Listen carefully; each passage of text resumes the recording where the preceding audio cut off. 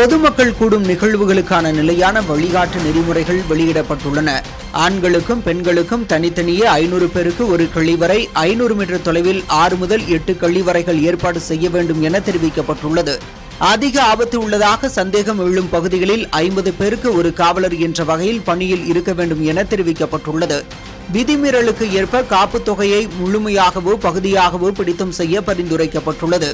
காயம் அல்லது பொது சொத்துகளுக்கு சேதம் ஏற்பட்டால் பாதிக்கப்பட்டோருக்கு இழப்பீடு வழங்க ஏதுவாக காப்புத் தொகையை அந்த வழக்கில் இணைக்க வேண்டும் என தெரிவிக்கப்பட்டுள்ளது. அரசுக்கு பரிந்துரைக்கப்பட்டுள்ள புதிய வழிகாட்டு நெறிமுறைகளின்படி 100 பேருக்கு ஒருவர் என கட்சியினர் தன்னார்வலர்களை ஈடுபடுத்த வேண்டும் என கேட்டுக் கொள்ளப்பட்டுள்ளது. கூட்டத்தில் நிற்பவர்களுக்கும் அமர்ந்திருப்பவர்களுக்கும் தனித்தனியே தடுப்பு பகுதிகள் அமைத்திட வேண்டும்.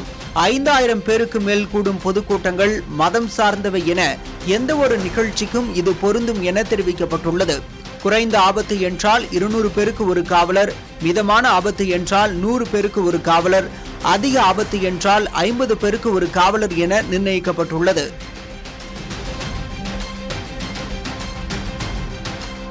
கூட்ட எண்ணிக்கைக்கு ஏற்ப திருப்பி தரக்கூடிய காப்புத் தொகை வசூலிக்க புதிய வழிகாட்டு நெறிமுறைகளில் பரிந்துரைக்கப்பட்டுள்ளது.